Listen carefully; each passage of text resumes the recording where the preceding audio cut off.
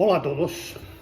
Según lo prometido el viernes pasado, hoy vengo a hablaros del audio digital y comentaremos también algunos principios básicos sobre él.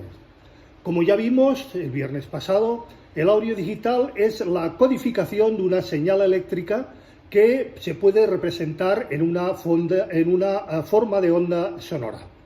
Consiste en una secuencia de valores enteros, ceros y unos, que se obtienen de dos procesos: el muestreo y la cuantificación digital de la señal eléctrica. El muestreo, como vimos, consiste en fijar la amplitud de la señal eléctrica a intervalos regulares de tiempo, tasa de muestreo.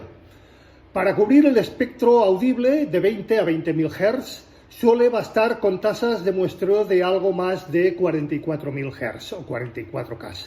El estándar de audio en CD, como vimos, emplea una tasa de un 10% mayor con objeto de completar y contemplar el uso de filtros. Con 32.000 muestras por segundo se tendría un ancho de banda similar al de la radio FM o una cinta de cassette. Es decir, permite registrar componentes de hasta 15K aproximadamente. Mucho cuidado con este valor, hay que tenerlo en cuenta. Para reproducir un determinado intervalo de frecuencia se necesita una tasa de muestreo, como vimos, de poco más del doble, según el teorema de muestreo de Nitschke-Shannon. Por ejemplo, en los CDs, tal y como también vimos, que reproducen hasta aproximadamente 20 y 22.000 K, se emplea una tasa de muestreo de 44,1 kHz, frecuencia de Nitschke de 22,05 kHz. La cuantificación consiste en convertir el nivel de muestras fijadas en el proceso de muestreo, normalmente un nivel de tensión, en un valor entero de rango finito y predeterminado.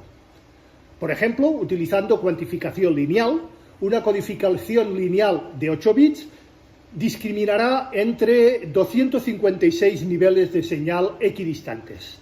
También se pueden hacer cuantificaciones no lineales, evidentemente, como es el caso de la cuantificación de logaritmos como la ley de Mu o la ley de A, que a modo de ejemplo han usado y usan 8 bits y funcionan percentualmente como si fueran de 10 bits, lineales, para las señales de baja amplitud en promedio, como la voz humana, sirva como ejemplo.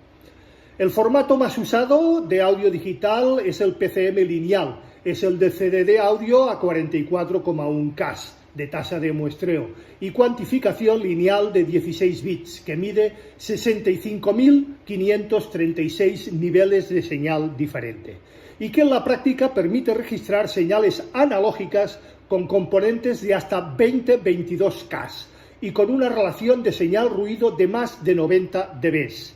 Insisto una vez más, muy por encima de los 60-62 dB de relación señal-ruido y de dinámica de los vinilos y de las cintas.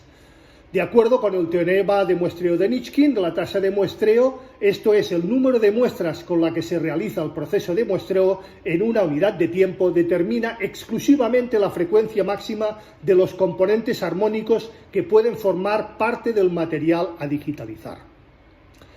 Satisfechos con el requerimiento de Nitschke y un pequeño margen práctico, como ya hemos visto, del 10,05%, y al contrario de lo que es una creencia errónea más que extendida, no existe relación directa entre el sobremuestreo, hablaremos de ello en un próximo post, y la conversión analógica digital. Realizar el muestreo digital a una tasa mayor de la estrictamente necesaria para el ancho de banda de interés y una mayor fidelidad en la posterior reconstrucción de la señal no tienen absolutamente nada que ver. Insisto, no tienen nada que ver, lo veremos en un próximo post. El objeto de evitar el fenómeno conocido como anti-aliasing es necesario eliminar todos los componentes de frecuencias que excedan la mitad de la tasa de muestreo, es decir, del límite de Nitschke, antes del proceso de digitalización o conversión analógico-digital. En la práctica, estos componentes se atenúan fuertemente mediante un filtro activo analógico pasa abajo que se aplica en la señal analógica de interés antes de su digitalización y para que este objetivo se denomina filtro anti-aliasing. En el proceso de reconstrucción posterior, en la conversión digital analógica de la reproducción, se deberá aplicar evidentemente en esencia el mismo filtrado analógico mediante un filtro que es empleado en este proceso y que se denomina de reconstrucción. Tamaño de la muestra. El número de bits que conforman la muestra es un proceso determinado de cuantificación que determina la relación señal-ruido, como hemos visto, máxima que debe tener la señal, la salida de un micrófono y, en consecuencia, el material sonoro que se recoge, la salida de un máster analógico, etcétera, etcétera, etcétera. Se pretende cuantificar y, por tanto, limitar también el rango dinámico que debe tener para su cuantificación completa, de modo parecido a lo que la capacidad de un recipiente, bits por muestra, limita el volumen de un líquido, rango del material sonoro a cuantificar que puede este volumen contener. Sea el número de bits con los que se cuantifican las muestras la relación señal para una sinusoidal máxima que cubre todo el rango. A ruido de cuantificación, teóricamente se obtiene en 0 dB. Por tanto, una cuantificación de 16 bits permite un máximo teórico para la relación señal sinusoidal a ruido de cuantificación de 98,09 dB. 122,17 dB para 20 bits, valor muy cercano al límite real que permite el ruido de Johnson-Nikic, también conocido como ruido térmico, de las mejores convertidores digital analógico, analógico digital actualmente disponibles. No existe mayor posibilidad de relación señal-ruido o de mayor dinámica que esta, 122,17 dB. En la práctica, el límite de una señal analógica para que pueda ser cuantificada sin merma dinámica es aproximadamente el 90% del límite teórico. Por lo tanto, el límite que debe tener una señal, por ejemplo, la señal directa de un micrófono o la resultante de un máster analógico, para ser cuantificada con seguridad, con tan solo 14 bits es de unos 78 dB, aun cuando el límite teórico sea de 86,05 dB en este caso. Una vez que la relación señal-ruido de cuantificación que permite el proceso de cuantificación dado excede de la relación señal-ruido máxima del material sonoro que se pretende cuantificar, esta podrá ser cuantificada totalmente sin pérdidas algunas en su rango dinámico. Pasado este umbral, de nada sirve aumentar el número de bits por muestra del proceso de cuantificación. No resultará una conversión más fiel, ni más fidedigna, ni más real. Por ejemplo, en la relación señal-ruido de cuantificación de 90 dB, una relación práctica que permite sobradamente los 16 bits por muestras de un CD de audio, es suficiente para cuantificar cualquier grabación musical normal, cuyo rango de intensidad sonora puede ir desde los 25 dB SPL del ruido de fondo de un estudio de grabación hasta los 115-100 dB SPL, casi el umbral del dolor de audición humana, en la posición del micrófono durante una grabación en dicho estudio. El tamaño de la muestra necesario en un proceso de cuantificación digital se determina, por tanto, a partir del análisis del ruido de fondo y de la máxima intensidad del material sonoro a registrar. Esta aumenta por encima de lo necesario el tamaño de las muestras en solo un desperdicio de ancho de banda, especialmente los formatos finales de distribución. No supone mejora alguna, ni siquiera mensurable, mediante instrumentación, ya que solo servirá para registrar el ruido con más bits, es decir, más bits inútiles cuyo valor dependerá exclusivamente del azar o según el ajuste de la ganancia para dejar los bits más significativos a cero en todas las muestras o una combinación de ambas cosas, es decir, inútilmente y que no sirven absolutamente para nada.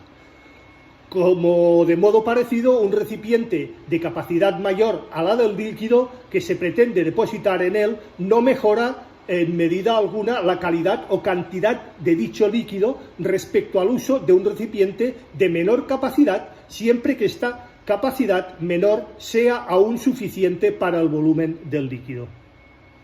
Dicho de otro modo, al contrario de lo que es una creencia más que errónea y muy extendida, el tamaño de las muestras a emplear en una cuantificación depende del material sonoro que se pretende cuantificar y nada tiene que ver con la fidelidad de la reconstrucción en la reproducción o los límites psicoacústicos humanos por la percepción de dicha fidelidad con la que esta determinación se pueda determinar.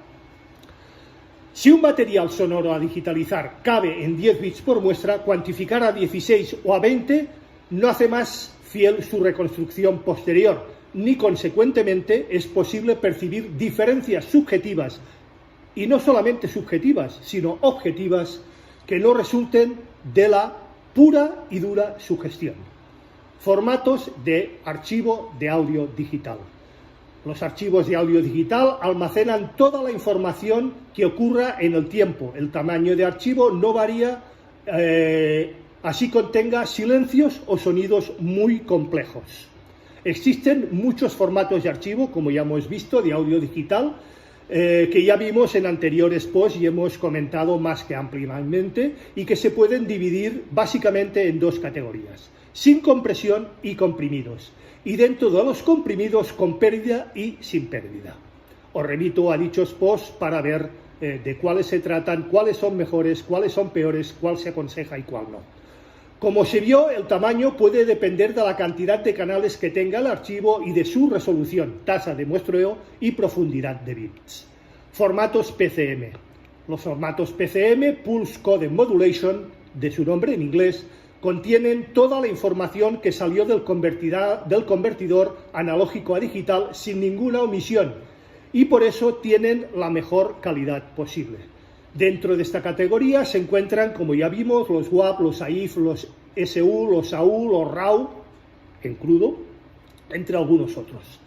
La diferencia principal que tienen estos formatos es el encabezado, alrededor de unos 1000 bytes al comienzo del archivo. Formatos DSD, del inglés Direct Stream Digital.